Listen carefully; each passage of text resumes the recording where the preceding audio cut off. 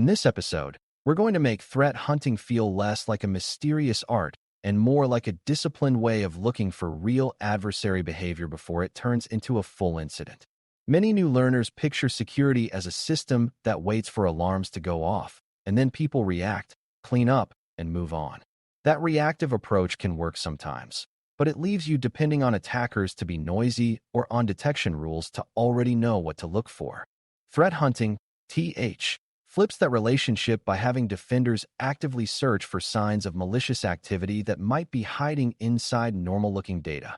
The phrase "find needles" is a good mental image because hunting is not about scanning everything equally, but about choosing the right haystacks and knowing what a needle looks like in your environment. When you learn to do this well, you create earlier discovery, better containment, and fewer surprises. Before we continue, a quick note. This audio course is a companion to our course companion books. The first book is about the exam and provides detailed information on how to pass it best. The second book is a Kindle-only ebook that contains 1,000 flashcards that can be used on your mobile device or Kindle. Check them both out at cyber.author.me in the Bare Metal Study Guide series. A useful place to start is defining what TH is and what it is not, because beginners often confuse hunting with alert triage or incident response. TH is a proactive, hypothesis-driven activity where defenders ask focused questions like what would we see if an adversary were doing a specific behavior, and then they search available telemetry for evidence. It is not simply reviewing the same alerts again, and it is not randomly browsing logs hoping something looks weird. A hunt is guided by a theory about adversary behavior, such as credential abuse, persistence, or lateral movement, and that theory determines what data you pull and how you interpret it. The purpose is to uncover activity that automated detections missed, either because the behavior is subtle or because the detection logic has gaps. When you do uncover something, hunting often transitions into response work, but the hunt itself is the proactive search phase. Thinking of hunting this way keeps it structured and prevents it from turning into endless curiosity. The reason hunting matters is that many real intrusions are quiet for long periods, especially when adversaries want access without disruption. Attackers can use valid accounts, legitimate administrative pathways, and slow exploration to blend into the background, and those behaviors may not trigger traditional alerts. In these cases, waiting for a loud signal can mean discovering the intrusion only after the adversary has reached a valuable target or established durable persistence. Hunting helps by moving detection earlier in the timeline, which reduces dwell time and reduces the adversary's ability to expand. It also helps you validate whether your defensive assumptions are true, such as whether certain monitoring is actually catching what it claims to catch.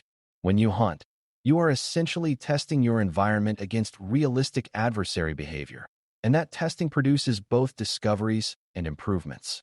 Over time, a healthy hunting practice shifts an organization from being surprised to being prepared, which is a major maturity leap. A common beginner misunderstanding is thinking that TH requires rare genius insights or secret tools that only advanced teams possess. In reality, good hunting is often built on very basic logic applied consistently, such as looking for sequences that do not match normal patterns. Many hunts begin with simple questions, like are there accounts logging in from unusual places, are systems making outbound connections they do not usually make, or are administrative actions occurring outside expected workflows? What makes those simple questions powerful is context and discipline, because context tells you what is unusual and discipline prevents you from chasing every anomaly. Another misconception is that hunting is only valuable when it finds a major incident. But even a hunt that finds nothing can be valuable if it increases confidence in controls or reveals gaps in telemetry. The goal is not to prove you are always under attack, but to reduce uncertainty about what is happening in your environment. When you treat hunting as a repeatable practice, it becomes less intimidating and more like a structured way to learn. Hunting begins with a hypothesis, and the best hypotheses come from intelligence and from knowledge of your own environment. Intelligence requirements, IRS, are a strong source because they describe the questions you must be able to answer to manage risk, and hunts can be built to answer those questions proactively. If an IR involves detecting credential abuse, you can design a hunt that looks for patterns consistent with unauthorized authentication and privilege use. If an IR involves lateral movement toward critical systems, you can hunt for unusual internal access paths and remote execution behaviors. Hypotheses also come from known adversary patterns, often described as tactics, techniques, and procedures, TTPS, because those patterns tell you what behaviors to expect if a certain type of intrusion is present. The key is that the hypothesis must be specific enough to test, not a vague idea like look for hacking. A good hypothesis is a claim you can challenge with evidence, and that makes the hunt focused and measurable. Once you have a hypothesis, you need to decide which data sources can reveal the behavior you are looking for, and this is where many hunts succeed or fail. Identity and authentication telemetry can reveal suspicious access patterns and privilege changes, while endpoint telemetry can reveal process behavior, persistence creation, and unexpected execution relationships. Network telemetry can reveal communication patterns, unusual destinations, and abnormal internal connectivity between systems that rarely interact. Many organizations centralize these signals through a Security Information and Event Management (SIEM) platform, which can make correlation and searching easier, but hunting can still be done in smaller environments with fewer tools if you understand what you are trying to observe. Endpoint detection and response (EDR) data is often valuable for hunts because it can show host-level behavior that network data cannot, but it still depends on coverage and retention. A disciplined hunter thinks about visibility first, because you cannot find what you cannot see, and a hunt that ignores visibility will produce false confidence. The phrase "find needles" implies selectivity, and selectivity is achieved by scoping hunts toward high-value areas where adversary behavior matters most. Rather than hunting across every system equally, you prioritize systems that would be attractive targets, such as identity services, systems with sensitive data, or administrative jump points. You also prioritize accounts that have outsized impact, such as privileged accounts or service accounts that touch many systems. This scoping is not about ignoring the rest of the environment, but about acknowledging limited time and choosing where a small amount of hunting effort can produce the most risk reduction. When you scope this way, you also reduce noise because high-value areas often have clearer expectations for normal activity. A developer workstation might have lots of unusual tools by design, while a finance server might have more stable patterns that make deviations more meaningful. Scoping is how you turn hunting from a broad search into a targeted investigation that has a higher chance of finding something real. To make hunts efficient, you also need to understand what kinds of signals are more stable and more useful than simple indicators. A needle is often not a single event, but a combination of events that form an adversary-like sequence, such as an unusual login followed by a privilege change followed by access to a sensitive system. This is why models like MIT-RETAC, ATT, and CK can be useful, because they provide a structured view of behaviors that often appear together in real intrusions. The mistake is treating ATT and CK like a checklist and trying to hunt everything, which quickly becomes overwhelming. A better approach is to choose a few behaviors that match your hypothesis and then look for evidence that those behaviors occur in a plausible chain. When you search for chains, you reduce false positives because benign anomalies usually do not line up into adversary-like progressions. Chain thinking also helps you move from suspicion to confidence, because multiple reinforcing signals strengthen the case. A practical hunting mindset is to treat the first suspicious signal as a pivot point rather than a conclusion. If you find an unusual login, you pivot to see what that account did next, what systems it touched, and whether similar activity appears elsewhere. If you find a system making unusual outbound connections, you pivot to see what process initiated them, whether the connections have a regular rhythm, and whether other systems share the same pattern. If you find evidence of persistence, you pivot to see when it was created, what identity was used, and whether there are signs of command and control (C2) behavior that suggests active remote management. Pivoting keeps a hunt from stalling after one interesting artifact, because hunting is about building a small evidence chain, not about collecting isolated curiosities. It also helps you avoid the beginner trap of declaring a finding based on one anomaly, which can lead to wasted response work. A good hunt feels like a guided exploration where each finding generates the next question. Another important part of enabling proactive hunting is learning to distinguish baseline weirdness from adversary weirdness, because many environments are noisy even when nothing malicious is happening. Software updates, administrative scripts, new deployments, and user behavior changes can all create anomalies that look suspicious at first glance.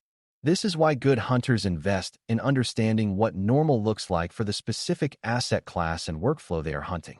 Normal for a domain controller is not normal for a developer laptop, and normal for a point-of-sale system is not normal for a marketing workstation. Hunting does not require perfect baselines, but it does require enough context to avoid chasing obvious benign activity. Over time, hunters build a mental library of normal patterns and common benign causes, which makes future hunts faster and more accurate. This is also how hunting improves detections, because what you learn about normal helps you tune logic to focus on the anomalies that actually matter. Hunting is also a practice of finding gaps, and those gaps are often as valuable as finding a confirmed intrusion. When a hunt fails because you cannot answer the hypothesis due to missing logs or short retention, that is a signal that the organization lacks visibility into a behavior that matters. For example, if you cannot confidently track lateral movement paths because internal authentication logs are incomplete, you have learned something important about risk. If you cannot confirm whether persistence was established because endpoint coverage is inconsistent, that is a visibility weakness that should be addressed. These gaps should not be treated as blame, but as inputs to engineering, because hunting is a way of stress testing observability. When teams treat gap findings as legitimate outcomes, hunting becomes sustainable because it produces value even when it does not uncover an active adversary.